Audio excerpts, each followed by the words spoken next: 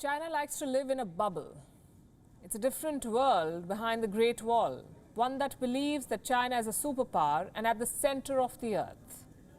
Well, this alternative reality is a carefully constructed facade, built by the propaganda machine of Xi Jinping. The Chinese call it the new era. It was a thought floated by President Xi 2 years ago, when he was unanimously handed a second term.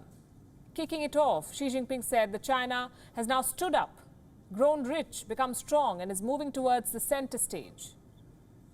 The statement was a declaration. Xi Jinping announced to the world that China wants a greater role on the world stage. Well, tonight on Gravitas, we'll bust China's facade. We'll give you a measure of where China really stands on the world stage and how its expansionist agenda has upended the international rules-based order. Xi Jinping had once said, China will never seek hegemony or engage in expansion, but this map punctures that claim. We can name at least 10 countries that China has a dispute with as of today, and they range from diplomatic tussles to territorial claims. The United States and Australia are fighting a trade war with China. India is engaged in a border standoff. There are multiple flashpoints on the high seas, the South China Sea, the East China Sea, where China is caught up in a dispute with at least 7 countries.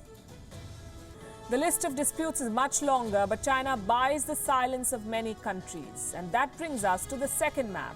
This one is about the Chinese money trap. We could count more than 80 countries, 80, that now owe money to the dragon.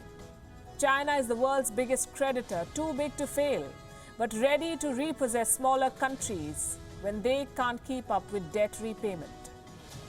Our third map should give you a fair bit of an idea where China really stands on the world stage.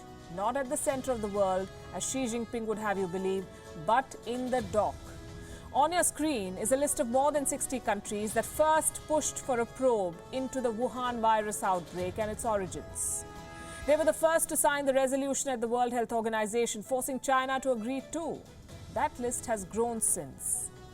More than 100 countries now support an independent inquiry into China's response to the Wuhan virus outbreak. Chinese propaganda claims it's already a superpower, ready to take over global institutions and reshape the world. But the growing disputes, the debt traps, and demands to make China pay tell us one thing: China cannot impose its rule on the world.